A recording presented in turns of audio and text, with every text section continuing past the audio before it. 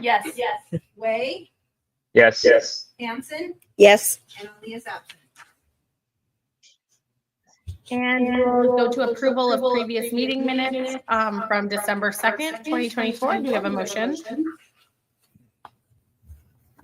All motion. I second. Please take the roll. Hamilton. Yes. Yes. Ray. Yes. Yes. Way. Yes. Yes. Hanson. Yes. Ali is absent. Thank you. We'll move on to our school site presentation with Ingenium Charter Middle School updates with Dr. Jean Chiletti. I'll remind those of you on Zoom to make sure you mute your microphone so we can hear the presentation clearly. Thank you.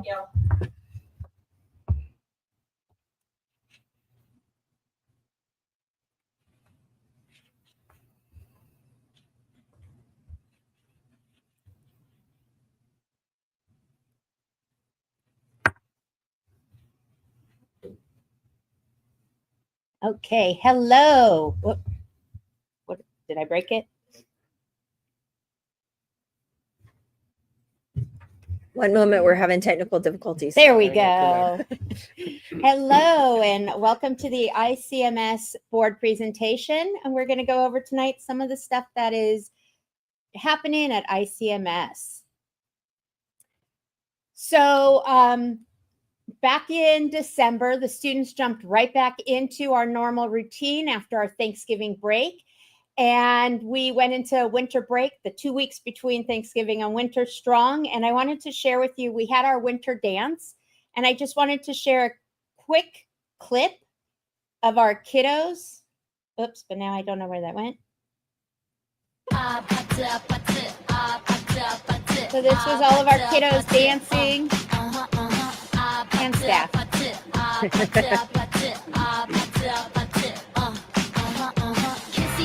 Kissy face, sent to your phone, but I'm trying to kiss your lips for real. Red hearts, that's what I'm on, yeah. Come give me something I can feel. Don't you want me like I want you, baby? Don't you need me like I need you now? See tomorrow, but tonight go crazy. All you gotta do is just meet me at the... So it was a great time. The staff always really loves the dances, sometimes I think more than the kiddos. But it really was a lot of fun, and it actually prompted us, part of the time there, we had video games going.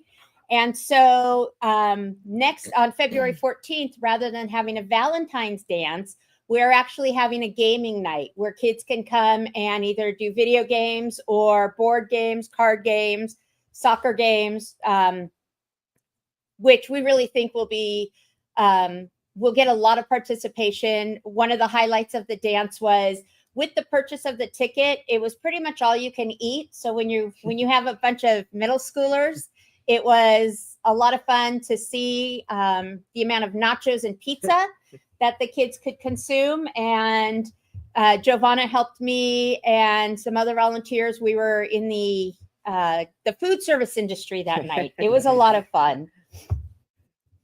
I then wanted to go over some of our celebrations. One of our biggest celebrations this year was our results from last year's CASP, which was the LP, the English Language Progress Indicator.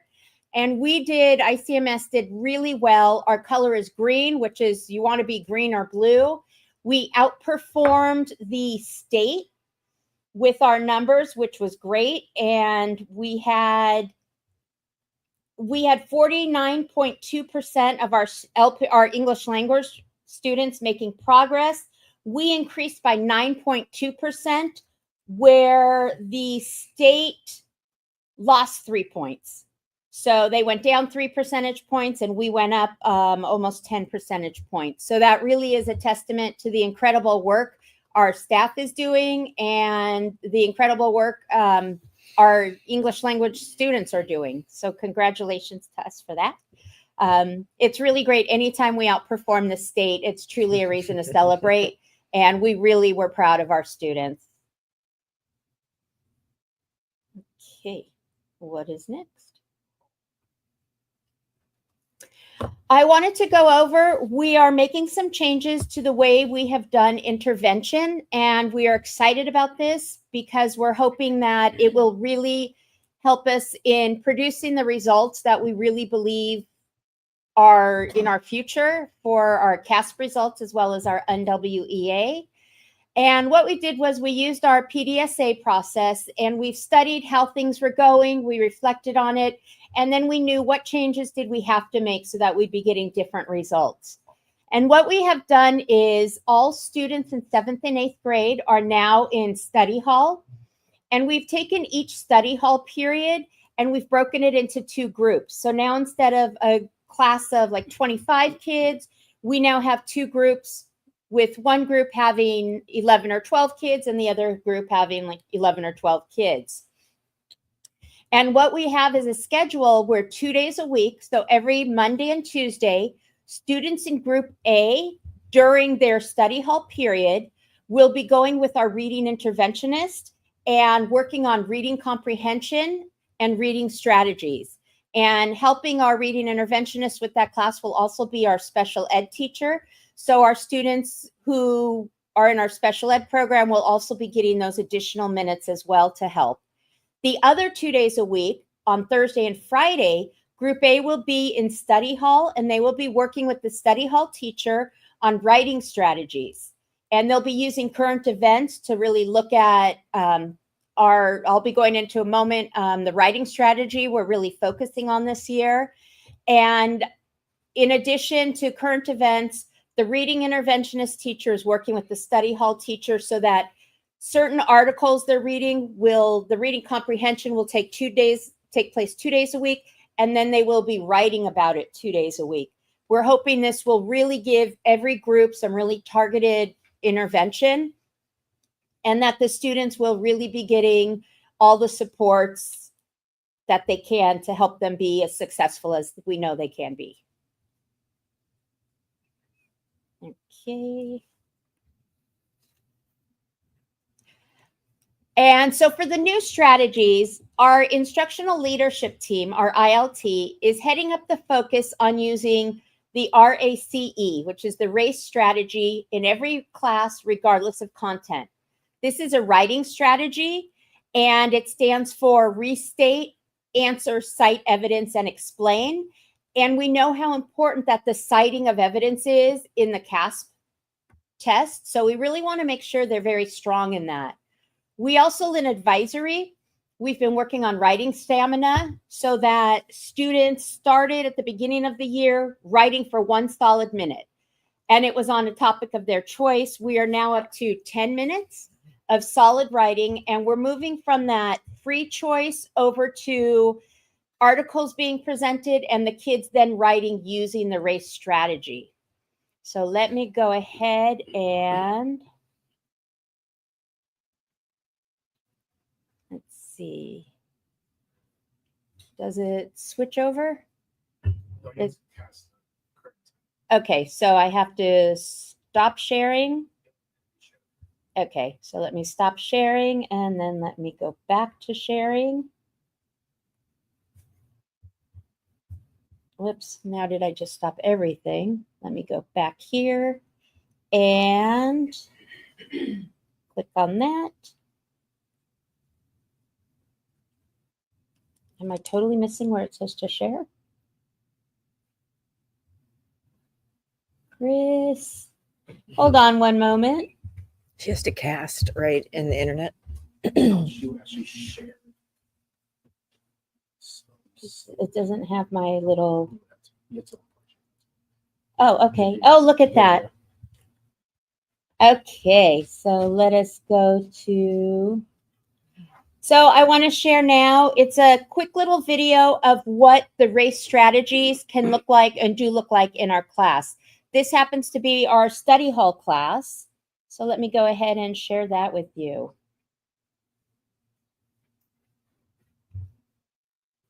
Hold on one moment.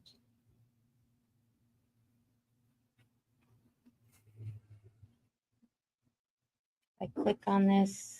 No, it doesn't. Chris, one more moment, please. Or maybe, hold on, let me see. when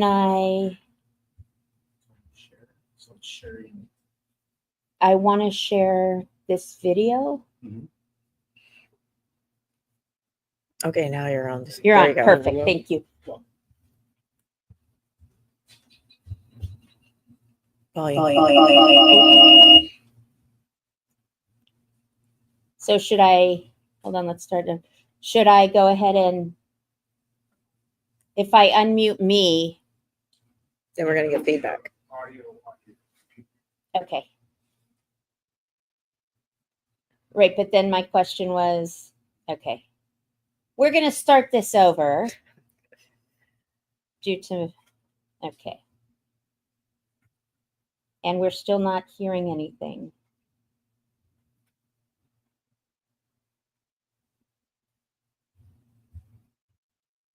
We're still not, yeah, So this is the video you want to share. yeah.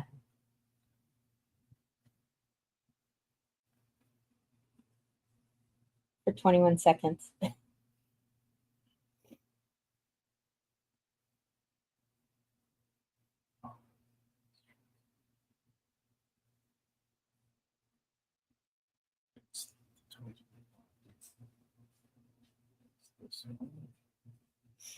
Thank you all so much for your patience. Share this one here, right? Yeah. Share audio. Cool.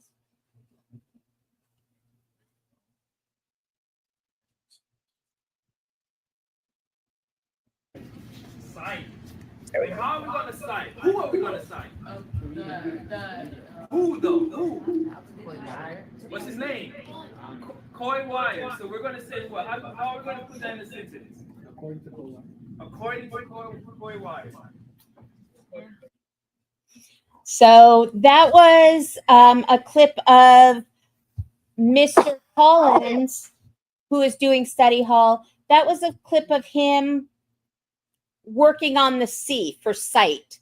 And again, we know that it's a really important part of the CASP. So really getting those kids to answer the question. So he leads them there, but they really are the ones that have to answer it. And so now, let's see, we're going to go back to stop sharing. And then back to this, right? Yay. Okay, and we're sharing that. Okay, we'll get there eventually. So it's something where race strategy is in every class. It's in PE, it's in science. It's a strategy that we're really building up, again, in every subject. It doesn't matter the content area, because we know that this is a strategy that is really beneficial in helping students put some type of framework to how to answer those questions. A lot of times when students are given a question, they're just not sure how to start the answer. So the race strategy really helps them know how to start it by rephrasing the question and then answering it, going on to finding what in their reading supports that, and then explaining it. So we're very excited that this is something now all of our teachers have been trained in, and we're really pushing forward with this because we do believe it's an extremely effective strategy. Okay. Next. We did start NWEA testing last week. We have completed, every student, with the exception of 3, have completed the ELA portion. Those 3, 2 of them are on alternative curriculum and 1 of them is on independent study. Otherwise, we would have the 100% participation. Our goal is that we will have an increase of at least 10% in both ELA and math, and that we will also have, that is in growth, and then also a greater than 10% increase in achievement in both math and ELA. Wednesday is when we start our math testing. However, on Tuesday, we always, our students who are either chronically absent, if they're here, or those students who we know take a longer time to finish the test, we do start testing them on Tuesday to give them the benefit of time. And with our chronically absentee kids, so that we know that they've been tested, because we're not always sure when they're going to be in school again. As far as for SBAC prep, while it is in May, we absolutely know how crucial it is to start test prep at any time in the year. So by doing this, as I mentioned before, we are increasing the writing stamina in advisory. We're increasing the use of our Into Literature, which is our new ELA curriculum, all of the online components. We're integrating SBAC prep questions into advisory and core content areas. The teachers are using this as a whole class exercise at this point, where together the whole class will find all the different parts of the answer and get a clear understanding of what an answer should look like. Again, with the race strategies to increase our evidence and our citing evidence, we're focusing on reading comprehension in intervention, and we are all staff is creating a SBAC music video that we will be producing, because we also know how much fun the kids have and what a morale booster it is when they see the staff really putting together something that is funny, where they can laugh at us, but also get the point across of how important SBAC is. So it is really a great morale booster. We will be producing that in February. So then I also wanted to bring up charter renewal, and here's a timeline of our charter renewal. So starting on January, our first steps, we've been attending and will continue to attend. CCSA has cohort meetings with those charters who are up for renewal either this year or next year. So we've been attending those, and we have created a timeline of what needs to happen and when that needs to happen. In March, we're going to start the writing piece of it, where we will be going over what our last renewal said, going through what LAUSD's new pieces are as far as with required district language, and what else we want the district to know about us. Have we changed in any way since our last renewal, and what other information, what story do we really want them to walk away knowing about us? In June, that is when our last NWEA data for this current school year will be ready for to look at. And so then we could really start putting together the NWEA piece of the verified data source for the renewal. After that, in July, that is when the CASP unofficial data becomes available. And we plan on starting to aggregate and work on that data piece, knowing that the actual data, the unsanctioned piece of data won't be available till later on in the fall. However, we do want to make sure we get the majority of our writing done, so that all that needs to happen then is just some revision. Then we go into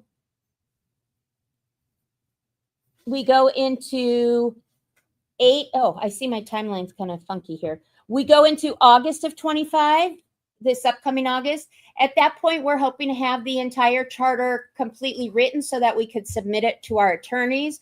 We know that right now, how inundated they're getting, that it is taking up to a month turnaround with revisions and alternatives to some of the wording that they may recommend. After that, on December 1st, that is when we will review the official data. That is when it's slotted to come out. And that's also when we'll be able to look at the dashboard and see how we performed this year. From there, on December 11th, that is when the window opens for when we plan on submitting. So on December 11th and December 12th, that's the only 24-hour period for us to submit, so that we are on the board meeting that we are shooting for at this time. After that, on January 14th, that is when the LAUSD Board of Directors holds the public hearing on those charters that are up for renewal during this submission window. So that is when we will be there at the board meeting, and it's the public hearing for the charter. Starting in February, actually probably starting before February, we'll be doing a lot of our community outreach.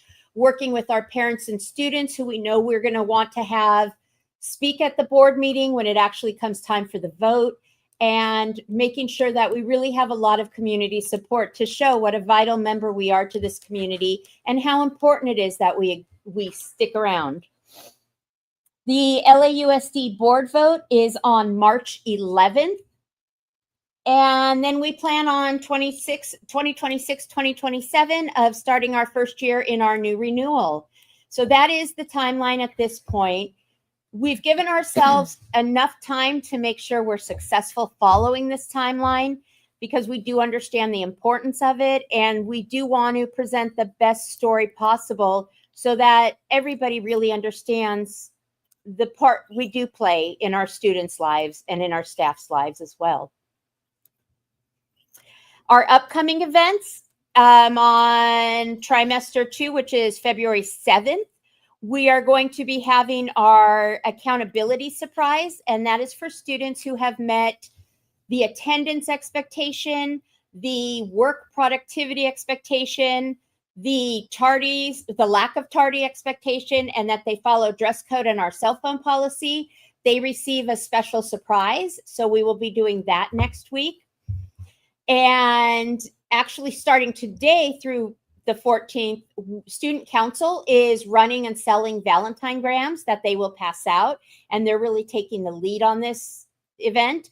And then February 14th, our Student Council game night. Again, Student Council is really planning most of this. And then in the last week of February, we do plan on having an attend dance, which will be a dance for those students who have shown 90% or better attendance, and that'll be held at lunch. What questions can I answer?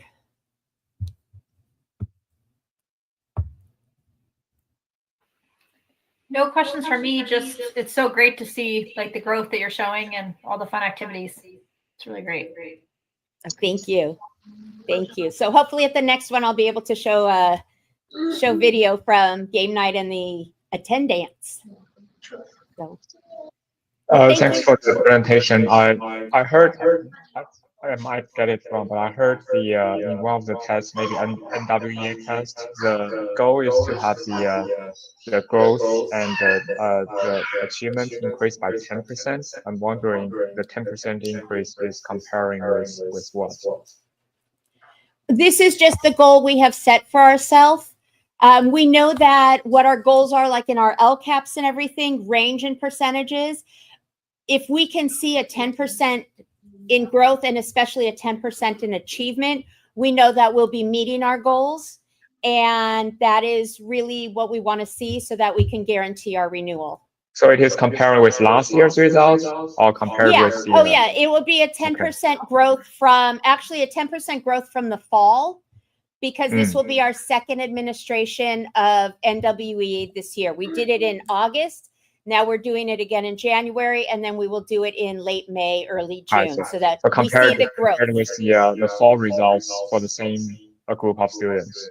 Right. We want to follow that same group so that it makes sense, so that we can really get a better idea of what their growth is. Gotcha. Thank you. Thank you. Well, then, thank you all. Thank you, Julie. Sure. All right. We will move into our oral communications from the public. This is for items that are or are not on the agenda. Do we have any communications? We have no speakers. You. And we'll move into our items for information and discussion, starting with our monthly financial update with Marisol Felix. Welcome, Marisol.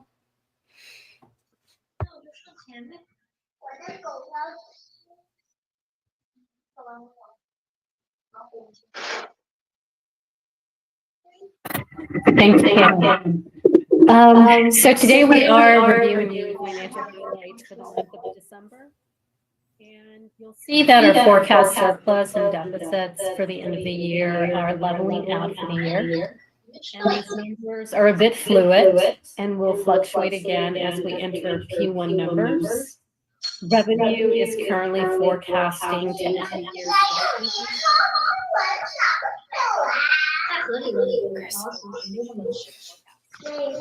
So cash does continue to forecast a steady trend. At month end December, we consolidated 6.2 million overall.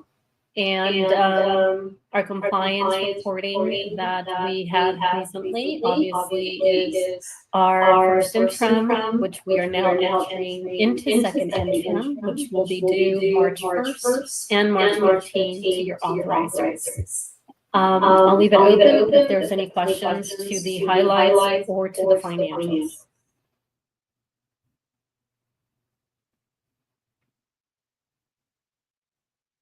I think, Wade, you have a question I cannot hear.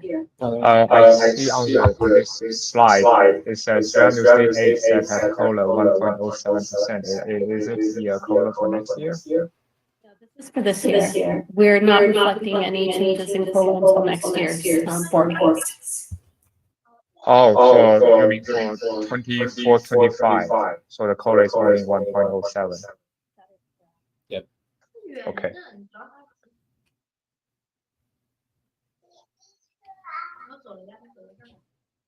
Any other questions for Marisol? Thank you, Marisol. We will move into item B, our governance and conflict of interest training with Jerry Simmons from Young Median Corp. Welcome. Good evening, members of the board. My name is Jerry Simmons, and I'll be doing your presentation this evening, which is going to focus on just conflict of interest and then some governance best practices. Because we've already done the Brown Act portion with one of my colleagues last year. So I'm just going to share screen.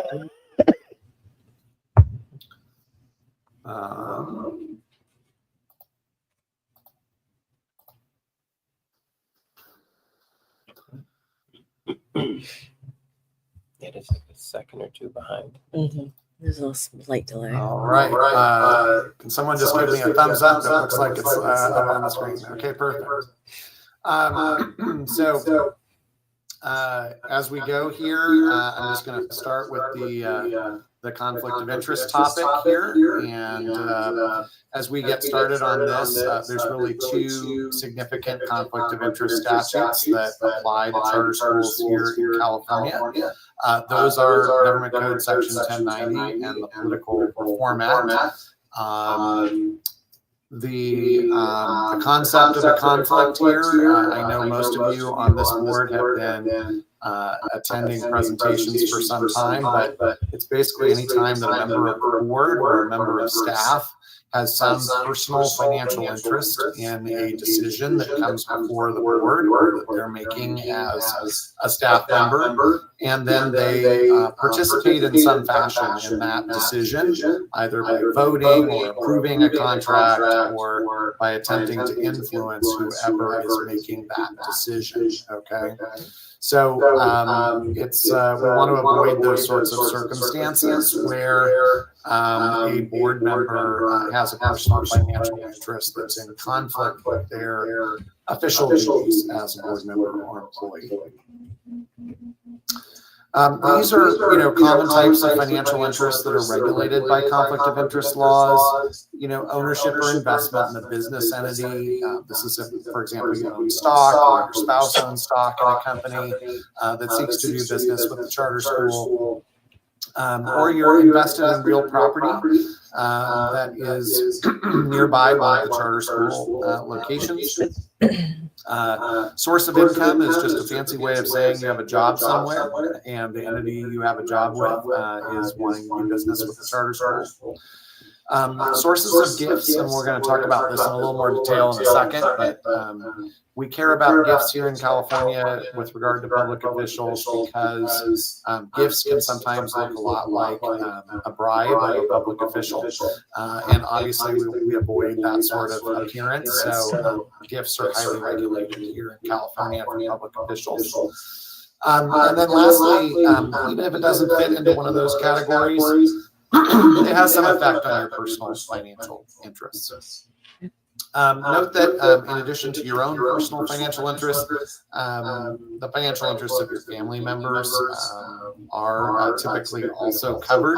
The theory here just being that if your spouse would benefit, obviously you're benefiting as well. And that's just the nature of how it works and is regulated.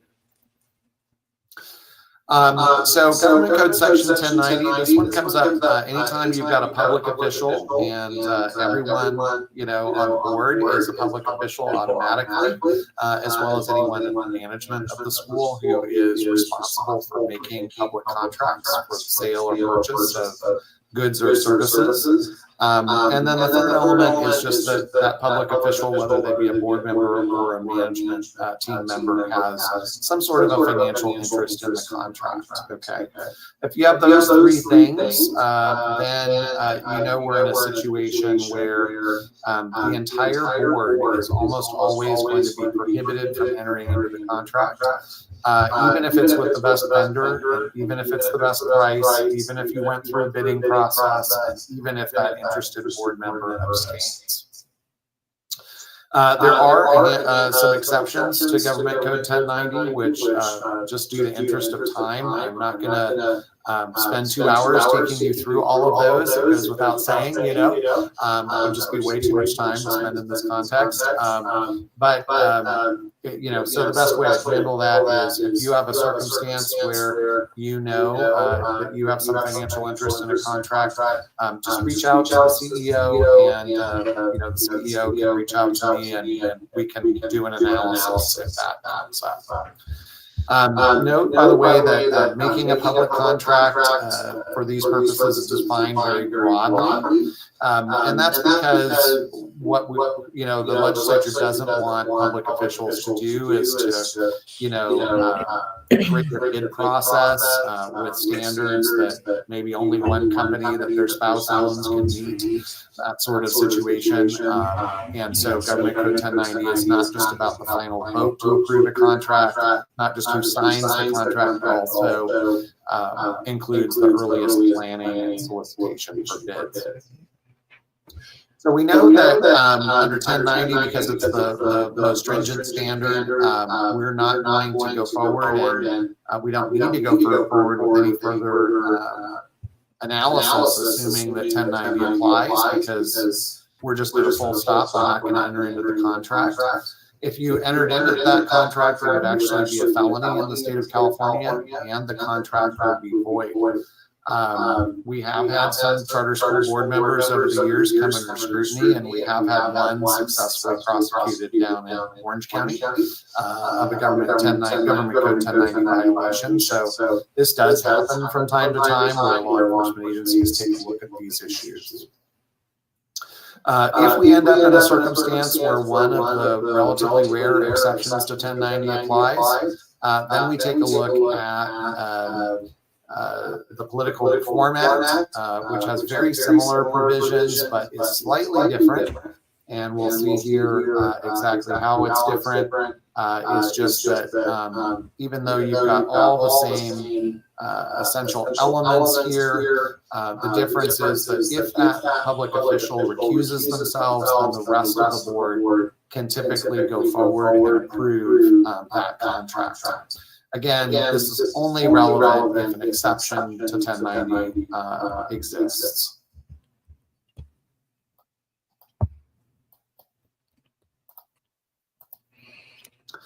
All right, so common potential problems that arise under conflict of interest laws, and I include these just so that people are always cognizant of these common things that have been raised by law enforcement agencies about other schools.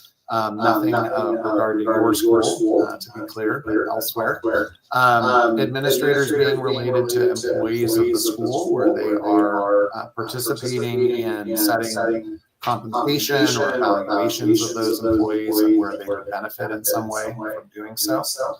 Administrators hiring relatives or folks recommending that the administration or board do so. Again, where there would be some benefit to them for doing so. We're not talking about your third cousin. We're talking about times where you might potentially benefit in some way. Administrators owning or having immediate family members who own or work for vendors who do business with the charter school. or employees recommending the school engage in employment or vendor contracts with people and organizations in which they have a conflict of interest. So those are the most common issues that arise in charter school settings. One of the things the Political Reform Act also requires is that you adopt a conflict of interest code and that you revise it every 2 years. It states which employees have to fill out and file a Form 700. Board members automatically have to fill out a Form 700. For employees, the board also gets to decide which categories of the Form 700 form employees have to fill out. The Form 700 form is going to be filed at least 3 times by every employee or board member. It's within 30 days of you assuming your job, if you're a designated employee, or assuming your board seat. It is once annually thereafter by April 1, and then within 30 days of you leaving your board seat or leaving your employment if you are a designated employee. There can be penalties for a failure to file if that failure to file is deliberate in nature, as opposed to you just forgot or you filed late or something like that, but you still filed. So just keep that in mind. What are financial interests that you need to disclose on your Form 700? Well, you'll see that these extremely low dollar amounts trigger the need to report a financial interest on your Form 700 form. So obviously, almost anything in any of these categories is going to be reportable. On your Form 700 form, you are typically going to report everything that is in one of the categories on the form.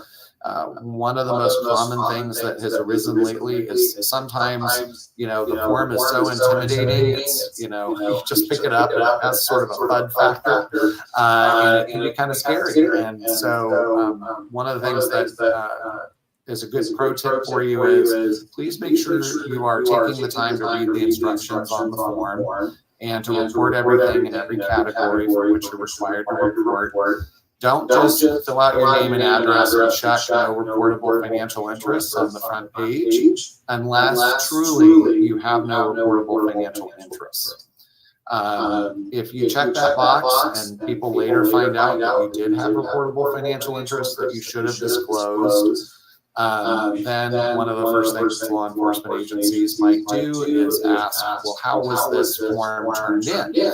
And so because it was sent, for example, electronically as an email attachment and it's not accurate, it could lead to an agency looking at a wire fraud charge or something of that nature.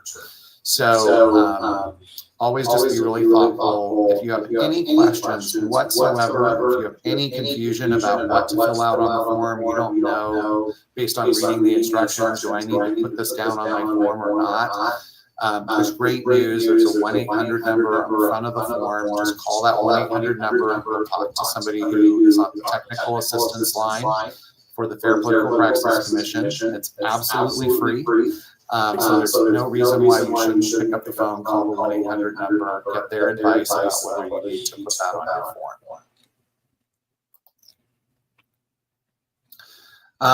Now, in terms of gifts, I just want to make sure that I cover gifts. So the general rule is that you can't accept more than $590 from a single source in a calendar year. And the general rule is that you're going to have to report on your Form 700 any gift you receive or series of gifts you receive from a single source that exceeds $50 in a calendar year. Before anyone panics, there's many exceptions to both of those general rules. So if it's a special occasion like a birthday or holiday, you can receive gifts from anyone other than lobbyists, so long as the gift giving and taking is proportional, meaning you give someone else a $50 gift on their birthday, they get you something worth $50 on your birthday, we're good to go. Inheritance, we're also not concerned about because if someone has left you money, we know they are not trying to bribe you, of course, giving you money because they love you. This incredibly long list of family members, including the spouse of your first cousin once removed, can give you gifts because we assume that they love you and they're not trying to in any way influence your vote, as long as they're not a lobbyist. Okay.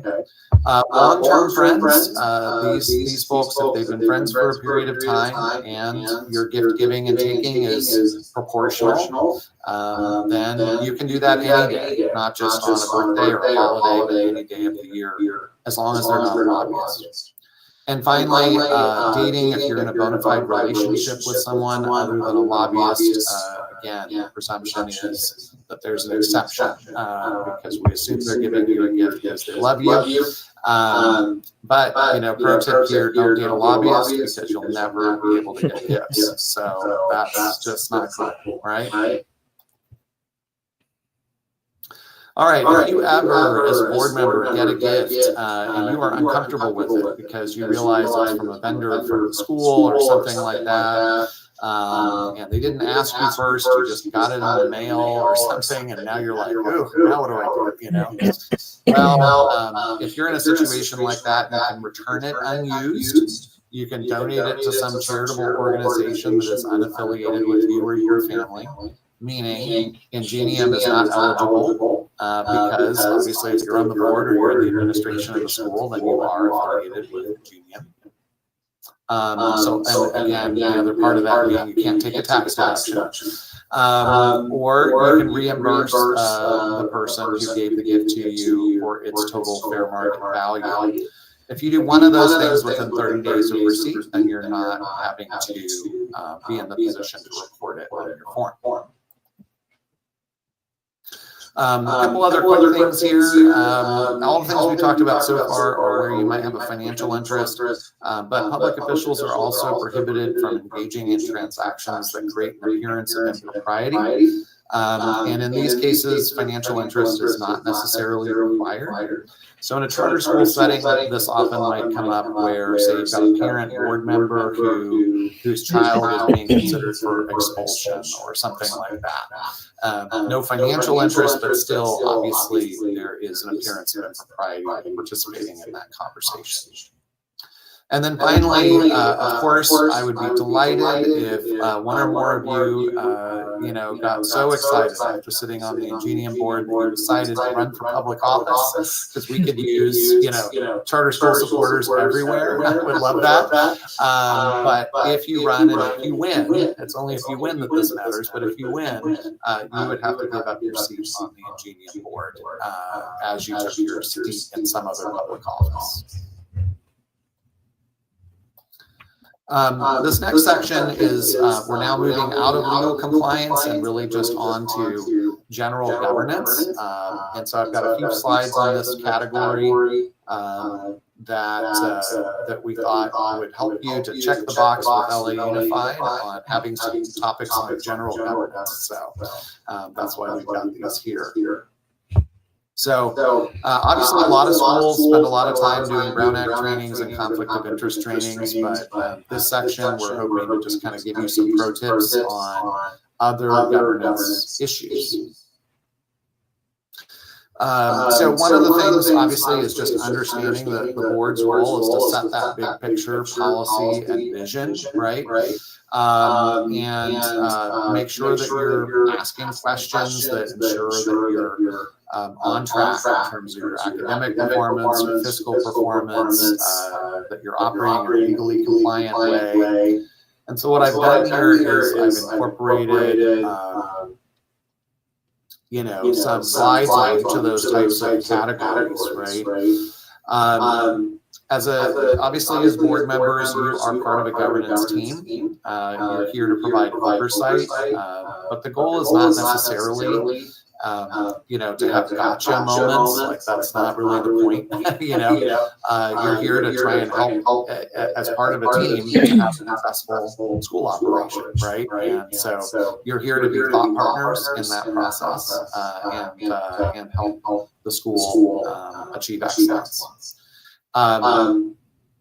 I always have this point in that, you know, whenever you have a situation where a union forms, obviously conversations with union employees are highly regulated because all negotiations have to happen at a bargaining table, not at board meetings. And then I wanted to just sort of walk you through questions, you know, that you might contemplate whether, you know, all of these sorts of questions you know the answer to in each of these categories.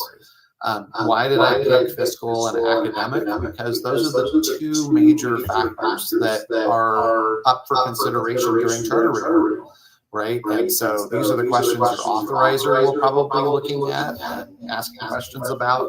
So it's always good to know, you know, what are our answers to these questions, you know, and do I feel confident that I've got good answers to all these things, right? So obviously, one of the things the authorizer is going to be looking at is just your overall financial health. And obviously they're looking at enrollment because that's your primary driver of the revenue side of the budget, right? So understanding what are those trend lines and what do they mean for you matter, and especially in a context where state enrollment trends are heading downward overall statewide. One of the things they're going to want to know is, what about you in particular? You know, how are you doing with enrollment, and what does that mean in terms of your revenue? One of the other things that authorizers often focus in on are just, are there any audit findings from a prior year that are a repeat? You know, do they see that same one appear again? If so, it often causes them to focus in on, you know, why was that not corrected? And then one of the other things they will often look at is related party transactions. And these are supposed to be flagged in their audit report. And so they will often look to see, you know, are there any instances where board members or senior management officials are on both sides of a transaction? So in terms of academic performance questions, you know, really what authorizers are tending to really look at is this question of, you know, which track are you on as you approach renewal? Are you on the high track, on the middle track, or on the low track? And obviously it's your goal, whenever possible, to be on the high track, because then you have a presumption for renewal, right? And so if you're not on that high track, then these are some of the questions that I think are prudent for board members to ask as thought partners to try and make sure that you're doing, you know, everything you can to be on that high track at the time. Consideration. It used to be that, you know, schools on the middle track were, you know, I would say largely safe, or it seemed presumptively safe. But, you know, we have seen LA Unified deny last month the renewal of 4 schools who were on the middle track. And so that is increasingly just something to be looking at is, you know, how are you doing as you approach renewal? Recruiting board members is always a significant role and function of the board in partnership with your senior management team. And, you know, one of the things and reasons I bring this up is because we have seen some issues at other schools where sometimes folks have been recruited to boards who created a legal liability or a PR nightmare with the authorizing district. And of course, this is particularly sensitive right before renewal time. So we have situations where people who had a criminal background got elected to boards, or people who had declared bankruptcy multiple times and been added to a board. Things like that can raise concerns as authorizers do background checks on board members. So that's an issue to just be aware of. If you don't have a form already that you use to sort of flesh out who potential board members are, one that I think is a great one to consider looking at is the one that the governor's office uses as they consider who to appoint to state positions. They have a lot of very good questions that a lot of very expensive lawyers spend a lot of time thinking about so that they could meet all the legal requirements of, you know, not asking prohibited questions, but still get at questions that might be for some reason a liability. One of your key functions is obviously evaluating your executive director.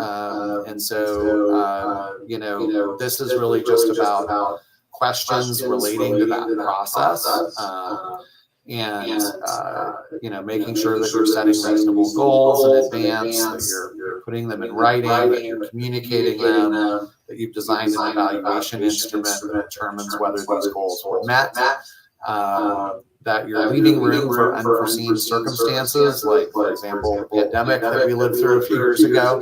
Obviously, you know, you may have goals at the beginning of a year and something like that happens, and it forces you to have to reevaluate, you know, what's realistic. And then this last one is really just designed, you know, because to have you think about, you know, are your board meetings and your time in between board meetings effective and efficient? Do you feel like that your relationships with all stakeholder groups are moving forward smoothly? If there's any issues in those categories, oftentimes what I find is that it's just as simple as setting some board norms and having them all be in partnership with the administration. You know, what are your expectations of one another, both at board meetings as well as between board meetings, in terms of how you're relating with each other, with staff, with parents, with students, you know, those sorts of things. And once you have those, then what I find is that schools who have any trouble in these areas, it usually smooths out right away, and they have much more effective and efficient meetings. So with that, I am done with the training for this evening, but just want to open it up for any questions if any board members have any. I don't have any. No questions here, very clear, and kudos to you, Jerry, but also Jennifer and team. Really liked having these split up on 2 different meetings. I would feel like I was much more engaged and got to get all the information with it not in one 2-hour block. Agreed. Great. Have a good evening, everyone. Take care. Thank you so much. Give me a second. I have now lost my agenda on my monitors. There we go. Great. We will move up to item C. I asked Bill to just give a really quick update on the California state of emergency and how that affected our schools and staff with the fires in California. Sure. Yeah, I'll give a brief verbal update. As you, I think, are aware, the 9th and 10th of January, all of our schools were closed. Minimal effect on our facilities other than smoke or air quality for a couple of the days. We didn't have too many staff members that at the school sites that were affected by the fires. Due to those 2 days, Melody, we're working on an approval later in this meeting, right? Correct? Mm-hmm. To make whole some of our hourly staff members that had to take time during those 2 days. In regards to attendance and instructional minutes, the ICS and ICMS, there is no need for us to fill out the J13A because we had ample minutes already in the calendar, so we don't need to recoup those. And I think we're pursuing 1 day for box for J13A because of to make up that, you know, the emergency option that's available to get the attendance covered for that day. The only other thing is I think we may have a resolution next board meeting in front of the board regarding ELOP, our after school program. There's some requirements, and when you do have a disruption or cancellation of the after school, you have to make sure you document that. So we may have that brought forward to the board to cover those hours. But other than that, yeah, that's pretty much all we're working on for those 2 days. I know a lot of schools are given not just AQI air quality, but just like other challenges with air quality are providing indoor options if families request for like recess lunch. happened at all? Do you want to know if we are providing an alternate option? Yeah. Did you want to touch on that, Ellen? We implemented inclement weather schedule at all school sites, especially when we had those air quality advisories by the districts. Okay. Thank you. Mhm. Any other questions? None for me. Great. With that, Arlita's already ready. Welcome. And give us our schools update for all three of welcome, Arlita. Thank you. Okay, I'm going to share a brief update on how we're currently doing. What's the next steps? Let me share my slideshow.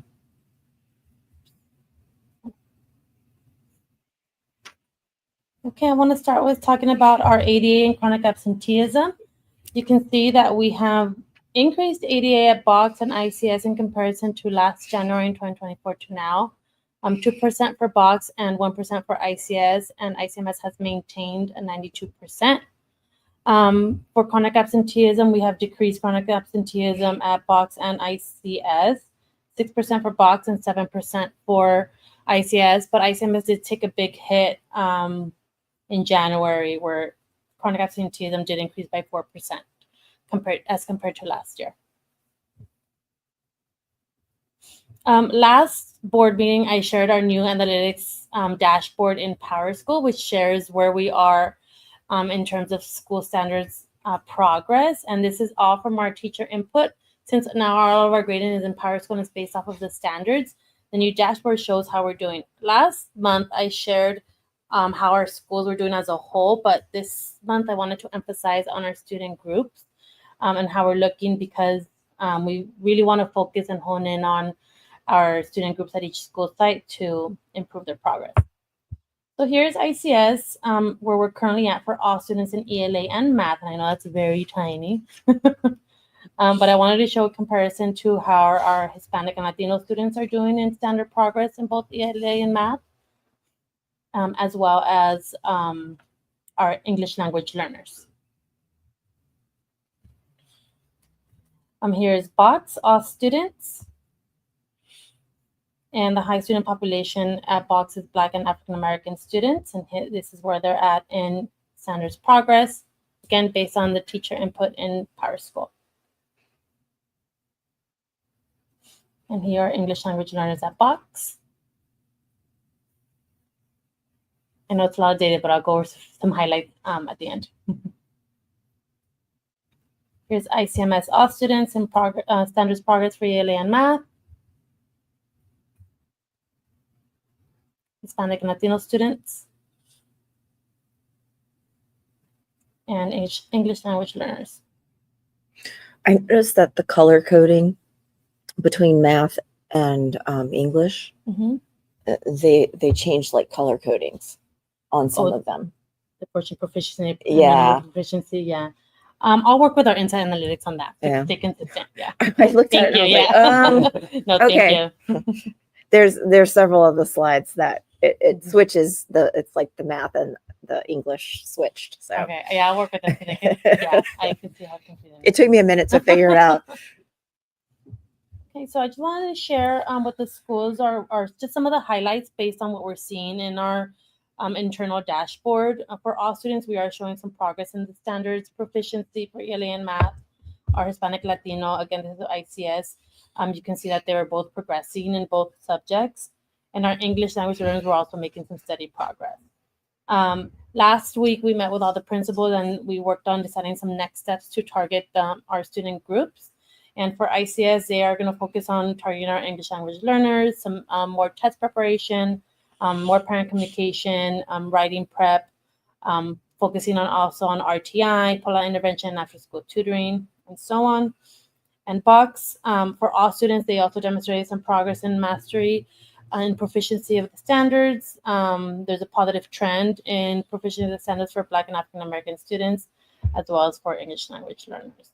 Similarly, Box is also going to work on the reading intervention, curriculum training, clear designated EOD blocks in the master schedule. That is new this year, and that is a focus to support English language learners.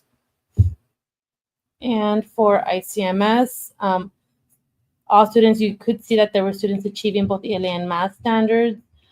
There's some maintenance in the progress for our Hispanic and Latino students. And we do need more support for our English language learners to look at how our English language learners are proficient as compared to all students at ICMS.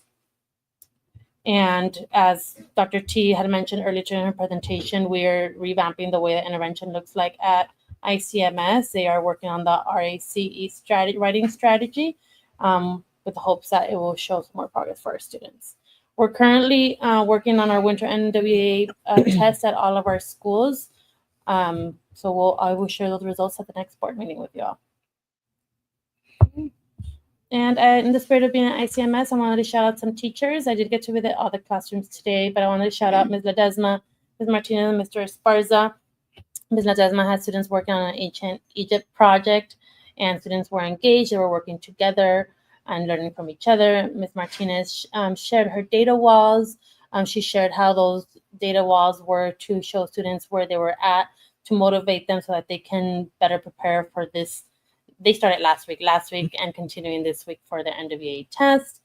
Mr. Esparza came back to ICMS and he has built great student-teacher relationships. He's built a lot of trust and he sets high expectations and it creates a positive classroom environment for our students. Thank you, teachers. And that's it. Questions, comments? Arlita, are you seeing any challenges with attendance this week? Have there been any dips this week? I think we're seeing in communities, families because of immigration raids, we're seeing families not wanting to leave houses or go out. Have you seen any lowering attendance numbers this week? I haven't looked at it this week, but I will look at it tomorrow. I can email you an update. There was a hit when we had the fires, just because people weren't sure. People didn't want their kids outside. Yeah. So that's understandable. Mhm. I'd be curious about that, and then curious if in that same vein, if you all are following kind of the similar LAUSD recommendations and training and like parent resources, just so folks can know like that their kids can still come to school. Yes. If you're referring to the inclement weather, yes, but also regarding immigration and having a sanctuary school, yes, we're doing that. Okay, awesome. Thank you for that update. Any other questions? Great. All right. We'll move on to our facility inspection tools. Oh, it's you again. Thank you, Arlene. I'm here. This will be very quick. So we had our FIT or facility inspection at all of our school sites all before the holidays. So I'll share just a brief overview of those reports. As you know, when Williams comes to visit, they look at our interior, the exterior, they look at safety, they look at the restrooms and overall cleanliness. And they rate us on a scale of exemplary to poor based on the percentage.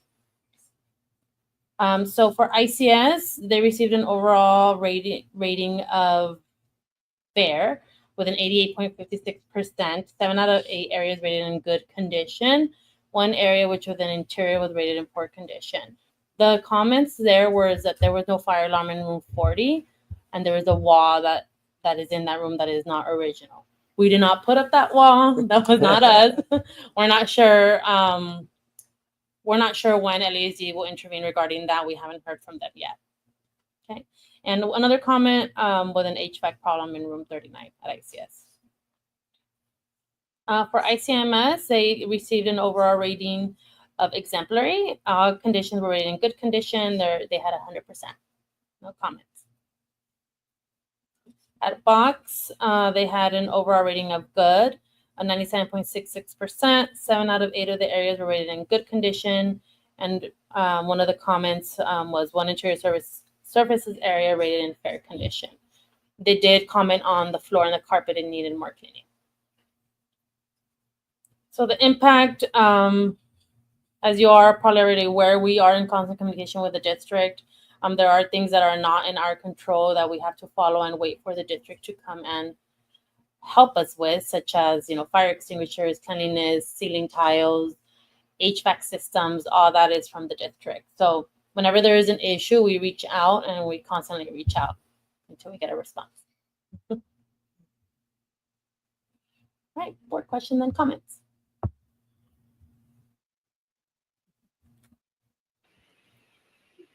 No Thank you. questions. Thank you. Our last item, Bill and I, is about our board member search update. Bill and I spoke about this. Our board member, Nadar Ali, will be exiting from the board because we know he has an increase in work travel. So being able to consistently be a part of the board is challenging. So we are looking to add an additional board member and keep our numbers at 5. And so noting that to our board and to our staff, considering our expertise, we're always looking for someone with a legal background. We don't have that on our board.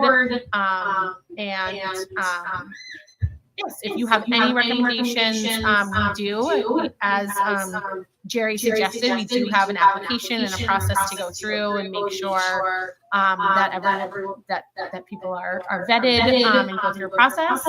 So if you have any recommendations, please reach out to me and Bill and Jennifer, and we'll set up kind of the paperwork.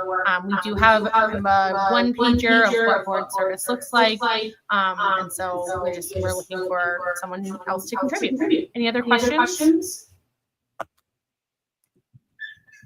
All right, we'll move on to our consent items. Do we have a motion to approve our consent items? I move. I second. We'll take the roll.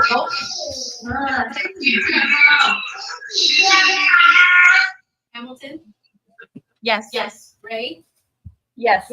Way, Yes. Hanson, Yes. Lily is absent. And a note that if we can get another board member who rhymes, you will get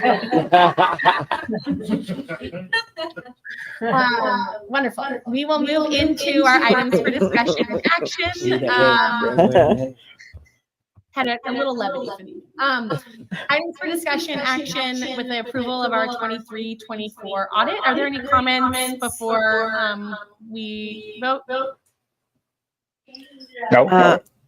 Lovely that there were no findings or flags Yes, or anything. yeah, great job. So good job, guys. Kudos to our team. Yeah. And thank you, Marisol. I don't know if she's still on. Thank you. Yeah, wonderful work. Appreciate that. We will go ahead. Do we have a motion to approve our 23-24 audit? I move. I'll second. Take the roll, please. Yes. Ray, Yes. Way, Yes. Hanson, Yes. and Lily is absent.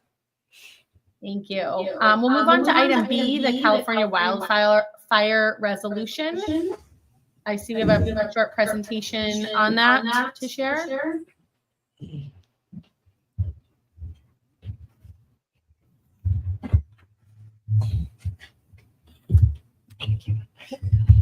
Okay. So because our employees were impacted, and one of the big things that this resolution is aiming to do is to support those who were significantly impacted by the loss of work and the loss of those hours. There were some folks who were in evacuation warning zones and so couldn't come to school even the Wednesday prior. The intention of this is to support their personal and professional responsibilities so that they're able to take care of themselves and the students ultimately in general. So the thought is to provide them with some sick leave relief and it would be ICS and ICMS were closed January 9th and 10th. And so the classified employees who were unable to work those days would receive 16 hours. The box classified employees were closed January 10th. And so they would receive 8 hours. And then all certificated employees, because as I mentioned, some folks were in evacuation warning zones or were in evacuation zones and so were unable to come to work. We recommended that they receive 8 hours. People were hit pretty hard prior to this with, I know there was a big round of norovirus, the flu has been really prevalent, and so there are some folks who just can't cover it. And in order to continue to retain and support our staff to stay in this profession and to stay here, because what's best for kids is consistency and having our staff be able to have this be a sustainable career for them. So that is part of this, is sustaining them so they can remain here, which ultimately positively impacts our kids. So the plan is that we put it in their bank, or Yeah. that we put it as taken? We put it in their bank. We asked them to take sick leave. If they didn't have it, they needed to reach out to HR specifically, but that this will replenish them from having. So we would had- put it in the bank and then Yeah. they post that they took it. Exactly. Okay. All right. Yeah. Any questions? None for me.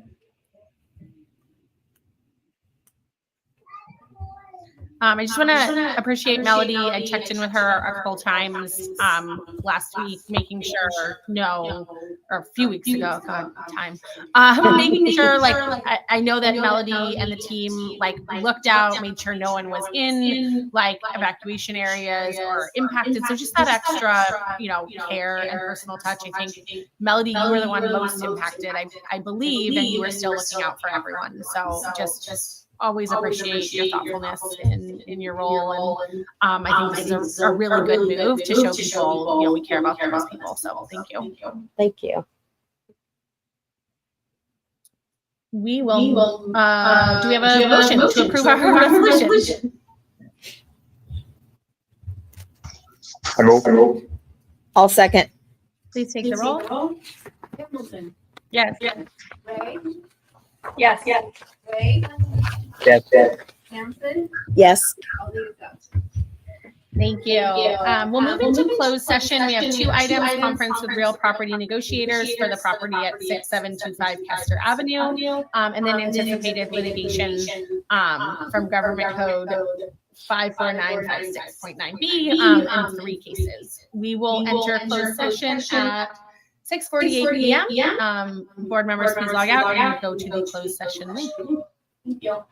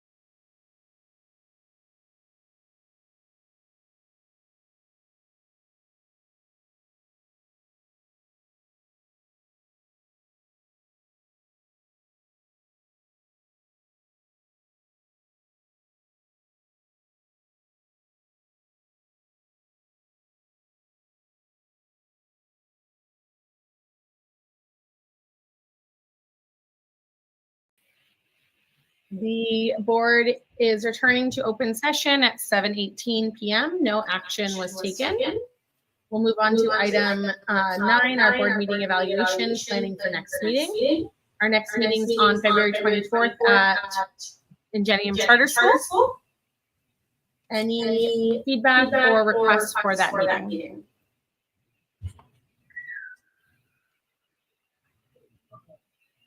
None. All right, we will go ahead to adjourn. Do we have a motion to adjourn our meeting tonight? I'll motion. I second. Please take the roll. Hamilton. Yes. Ray. Yes. Wade. Yes. Hanson. Yes. And Ali is absent. Thank you. Our meeting is adjourned at 7:19 p.m. Have a good night, everyone. Good night. Good night, everyone. Bye. Thank you. Thank you. Okay, I've got some questions. Yeah, was this the So pull up